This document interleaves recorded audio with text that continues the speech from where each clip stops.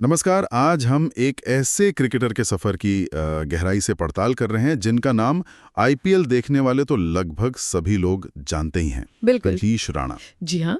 हमारे पास जो जानकारी है वो दिखाती है उनका पूरा सफर। आप देखिए, दिल्ली की गलियों से शुरू करके आईपीएल करियर, कप्तानी का अनुभव और फिर ये जो अभी डीपीएल में जीत हुई है हाल ही में, बिल्कुल उस जीत तक। हाँ, उस जीत तक का पूरा सफर हम देखेंगे।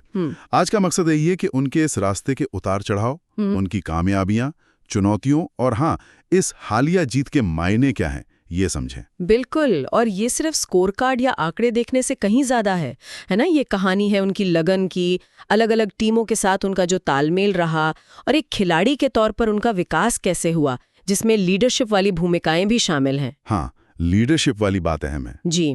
और जैसा कि उपलब्ध जानकारी बताती है, ये जो दिल्ली प्रीमियर लीग 2025 की जीत है, ये उनके करियर में एक बड़े दिलचस्प मोड़ पर आई है। तो इसकी अहमियत पर हम जरूर बात करेंगे। तो फिर बिल्कुल शुरू से शुरू करते हैं। दिल्ली में जन्म हुआ। हालांकि जन्म की तारीख को लेके थोड़ी स्पष्टता नहीं है। कहीं 27 दिसंबर 1993 लिखा है, कहीं 1996। हाँ, ये थोड़ा कंफ्यूजन रहता है कई बार। रहता है, पर यह साफ है कि परिवार का पूरा साथ मिला।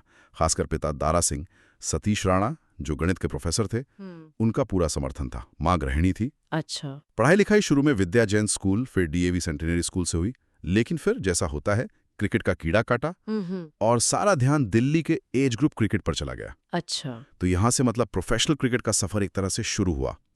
घरेलू क्रिकेट में उनकी एंट्री ये कैसे हुई, मुझे ये आंकड़ा बड़ा जबरदस्त लगा। 2015 रणजी ट्रॉफी दिल्ली के लिए पहला सीजन खेल रहे हैं और सीधा 557 रन बनाकर टीम के टॉप स्कोरर। ये मतलब आते ही छा गए। ये वाकई बहुत खास बात है। देखिए, फर्स्ट क्लास क्रिकेट में कदम रखना और पहले ही सीजन में अपनी टीम के लिए सबसे ज्यादा रन बना देना, ये बताता है कि खिलाड़ी में सिर्फ टैलेंट नहीं है, टेम्परामेंट भी है। ये कोई मामूली बात नहीं है और इसने चयनकर्ताओं को जरूर एक मजबूत सिग्नल दिया होगा कि भाई इस लड़के में दम है, लंबी रेस का घोड़ा हो सकता है। तो रणजी में तो क्लास दिखा दी उन्होंने। लेकिन आजकल तो जमाना T20 का है। क्या छोटे फॉर्मेट में भी कुछ ऐसा ही जलवा था शुरू से? बिल्कुल, और यही तो उनकी खासियत उभर कर आती है। जानकारी के मुताबिक उसी 2015-16 सीजन की सैयद मुश्ताक अली ट्रॉफी में उन्होंने गजब की बल्लेबाजी की। अच्छा। 299 रन बनाए और स्ट्राइक रेट देखिए लगभग 175 का। ये मतलब विस्फोटक अंदाज था बिल्कुल। कई मैच जिताऊ पारियां खेली, जिसमें वो एक 40 गेंदों पर 97 रन की पारी भी थी। 8 छक्के मारे थे उसमें। 40 पे 97? हाँ, और ऐसा नहीं कि बस एक ही टूर्नामेंट में। विजय हजारे ट्रॉफी जो 50 ओवर का फॉर्मेट है, उसमें भी वो टॉप रन बनाने वालों में शामिल थे। मतलब दोनों फॉर्मेट्स में कमाल कर रहे थे। हाँ, और ये सिर्फ आंकड़ों की बात नहीं है, समझिए।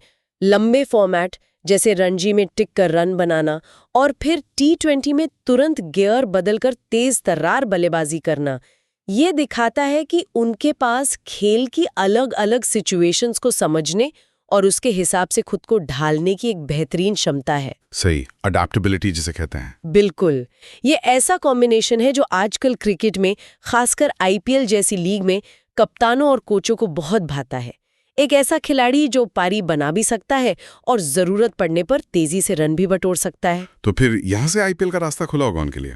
लगता तो यही है। जाहिर है ऐसे प्रदर्शन के बाद नजर तो पड़ती ही है, लेकिन इसी दौर में एक मुश्किल भी आई थी। 2015 में उन पर वो उम्र वाले विवाद के चलते बीसीसीआई ने पेनल्टी लगाई थी। ओहो, हाँ, वो एज फजिंग वाला मामला। जी, यानी उनकी बताई गई उम्र पर कुछ सवाल उठे थे। ये उनके करियर की एक शुरुआती बाधा थी।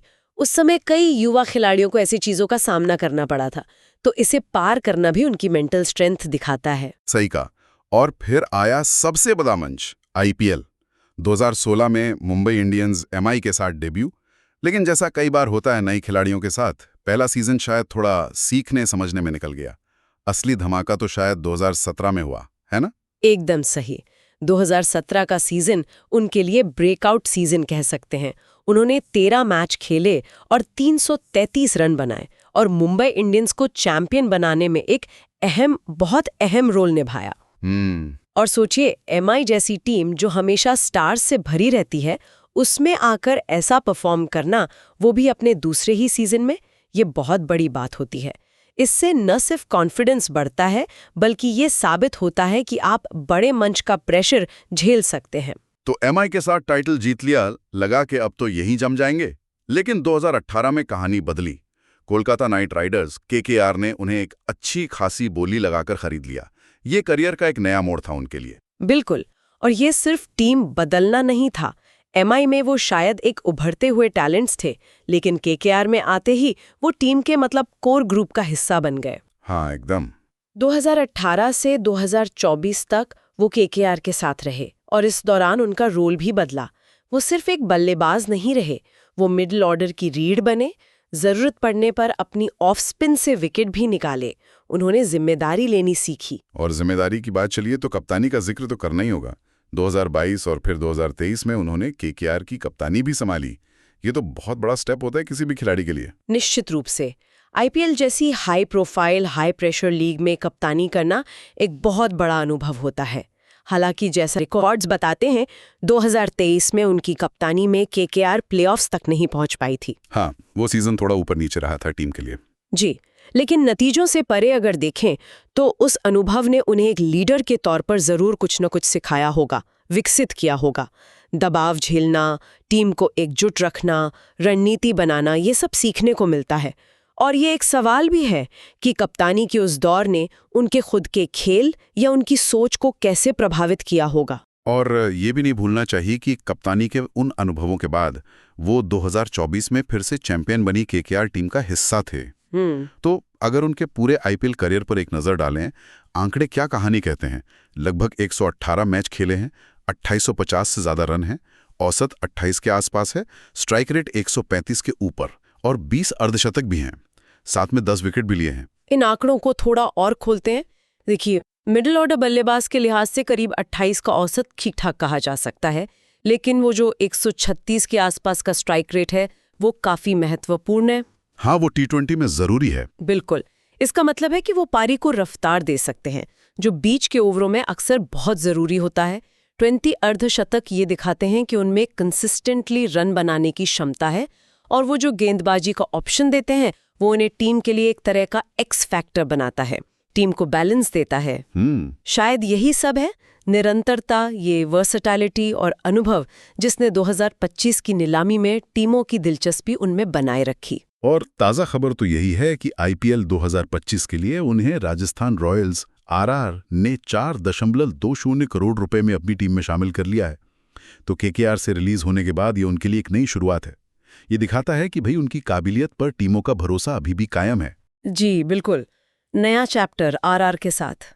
आईपीएल तो ठीक है, बहुत खेला, कामयाब भी रहे, लेकिन हर खिलाड़ी का सपना तो होता है इंडिया के लिए खेलना। नीतीश राणा को भी ये मौका मिला। 2021 में श्रीलंका के खिलाफ उन्होंने भारत के लिए ओडीआई और टी20 दोनों में डेब्यू किया। पर ऐसा लगता है कि इंटरनेशनल लेवल पर शुरुआत थोड़ी धीमी रही। ओडीआई डेब्यू पर शायद 14 गेंदों में 7 रन बनाए थे। हाँ, देखिए, इंटरनेशनल क्रिकेट एक अलग ही लेवल है।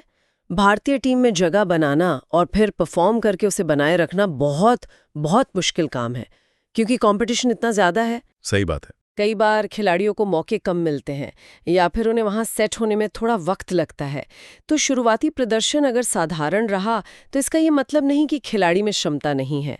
बहुत से महान खिलाड़ियों का इंटरनेशनल करियर भी धीमी शुरुआत के बाद ही रफ्तार पकड़ पाया है। ये बात तो है। तो अंतर्राष्ट्रीय मंच पर शायद वो छाप अभी तक नहीं छोड़ पाए जिसकी उम्मीद रही होगी, लेकिन घरेलू क्रिकेट में उनका दबदबा तो बना हुआ है, खासकर अगर हालिया प्रदर्शन देखें तो। चलिए अब आते हैं उनकी सबसे ताज़ा और शायद इस वक्त की सबसे अहम कामयाबी पर, दिल्ली प्रीमियर लीग डीपीएल 2025 की जीत। जी हाँ, और ये जीत बड़े दिलचस्प समय पर आई है। जानकारी के अनुसार उन्होंने वेस्ट दिल्ली लायंस की कप्तानी करते हुए टीम को दिल्ली प्रीमियर लीग का पहला खिताब जिताया। पहला खिताब? हाँ, पहला एडिशन था शायद ये डीपीएल का। और सिर्फ कप्तानी नहीं की, बल्कि फाइनल में 79 रन की नाबाद पारी खेलकर टीम को जीत दिलाई। बिल्कुल लीडिंग फ्रॉम द फ्रंट जिसे कहते हैं, वैसा प्रदर्शन था। फाइनल में नाबाद 79, अरे वाह। तो इस जीत के क्या मायने हैं उनके लिए, खासकर इस वक्त पर? अगर इसे पूरे पिक्चर में देखें तो ये डीपीएल जीत कई वजहों से बहुत अहम है।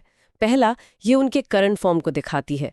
दूसरा, ये प्रेशर में, खासकर फाइनल जैसे बड़े मैच में परफॉर्म करने और टीम को जिताने की उनकी एबिलिटी को साबित करती है। बिल्कुल। तीसरा, केकेआर की कप्तानी के अनुभव के बाद एक और टीम को टाइटल जिताना उनके लीडरशिप स्किल्स पर मोहर लगाता है। और डीपीएल में उनके आंकड़े भी जबरदस्त थे। सुनने में आया है कि 11 मैचों में करीब 393 रन बनाए उन्होंने, वो भी 65 से ऊपर की औसत और 180 से ज्यादा की स्ट्राइक रेट से। 180 प्लस स्ट्राइक रेट। जी। ये घरेलू स्तर पर मतलब असाधारण प्रदर्शन है। तो क्या ये डीपीएल का प्रदर्शन राजस्थान रॉयल्स के फैसले में भी एक बड़ा फैक्टर रहा होगा, आपको लगता है? इसकी पूरी संभावना है। देखिए, आईपीएल टीमें हमेशा ऐसे खिलाड़ियों की तलाश में रहती हैं जो फॉर्म में हों, जो मैच विनर साबित हो सकें और जिनमें लीडरशिप क्वालिटीज भी हों। डीपीएल जीत ने ये सारे बॉक्स टिक कर दिए। इसने उनकी वैल्यू को, उनकी प्रासंगिकता को फिर से मजबूती से सबके सामने रखा, खासकर तब जब वो आईपीएल में एक नई टीम से जुड़ने जा रहे थे। सही बात है। अच्छा, मैदान की बातों से थोड़ा हटकर उनकी निजी जीवन के बारे में भी थोड़ी जानकारी है हमारे पास। जी। फरवरी 2019 में उन्होंने अपनी long time girlfriend Sanchi Marwah से शादी की। जी। घूमने फिरने का शौक रखते हैं और गौतम गंभीर को अपना आदर्श मानते हैं। ये बड़ा दिलचस्प है क्योंकि दोनों दिल्ली से हैं, दोनों बाएं हाथ के बल्लेबाज और दोनों का अंदाज थोड़ा आक्रामक रहा है। जर्सी नंबर 27 पहनते हैं। सोशल मीडिया पर भी अच्छी खासी फॉलोइंग है उनकी। हाँ, ये छोटी छोटी बातें खिलाड़ी की पर्सनालिटी की एक झलक दे देती हैं। जैसे आदर्श के तौर पर गंभीर का नाम लेना शायद उनके जुझारू, कभी हार न मानने वाले रवैये को भी दिखाता हो। हो सकता है। तो अगर हम नीतीश राणा के अब तक के पूरे सफर को समेटने की कोशिश करें तो क्या तस्वीर उभरती है? एक लाइन में कहें तो तस्वीर एक ऐसे क्रिकेटर की है जिसने दिल्ली के लोकल क्रिकेट से अपना सफर शुरू किया, घरेलू क्रिकेट में आकर धमाका किया, फिर आईपीएल में मुंबई इंडियंस और कोलकाता नाइट राइडर्स जैसी बड़ी और कामयाब टीमों का अहम हिस्सा बना, दोनों के साथ टाइटल भी जीते। हाँ, 2 बार चैंपियन टीम का हिस्सा रहे। बिल्कुल। फिर भारत के लिए खेलने का गौरव हासिल किया, आईपीएल में कप्तानी की चुनौती भी स्वीकार की और हाल ही में डीपीएल जीतकर अपनी काबिलियत और लीडरशिप क्षमता का फिर से लोहा मनवाया। अब राजस्थान रॉयल्स के साथ उनके करियर का एक नया चैप्टर शुरू हो रहा है। तो ये उतार चढ़ाव से भरी लेकिन लगातार परफॉर्म करने और खुद को बेहतर बनाने की कहानी है। सही कहा। तो आज की इस पूरी बातचीत से जो मुख्य बातें निकल कर आईं, उन्हें एक बार फिर से देख लेते हैं। घरेलू क्रिकेट में आते ही जबरदस्त प्रभाव छोड़ना, अलग अलग आईपीएल टीमों में सफल होना और 2 बार चैंपियन बनना, कप्तानी का अनुभव हासिल करना, शुरुआती विवाद जैसी बाधाओं को पार करना और सबसे ताज़ा वो डीपीएल खिताब जिसने उनके फॉर्म और नेतृत्व क्षमता को फिर से हाईलाइट किया है। जी बिल्कुल सही। तो अब जब नीतीश राणा राजस्थान रॉयल्स जैसी एक मजबूत टीम के साथ जुड़ रहे हैं, यहाँ हम अपने सुनने वालों के लिए एक सवाल छोड़ जाते हैं। उनके पिछले अनुभवों को देखते हुए, अलग अलग टीमों में उनकी भूमिकाओं को, कप्तानी के दौर को और इस हालिया डीपीएल जीत को ध्यान में रखते हुए उनके करियर का अगला महत्वपूर्ण पड़ाव क्या हो सकता है? क्या आरआर में उन्हें अपनी प्रतिभा दिखाने का एक नया और शायद पहले से भी बेहतर मंच मिलेगा? इस पर सोचना वाकई दिलचस्प होगा।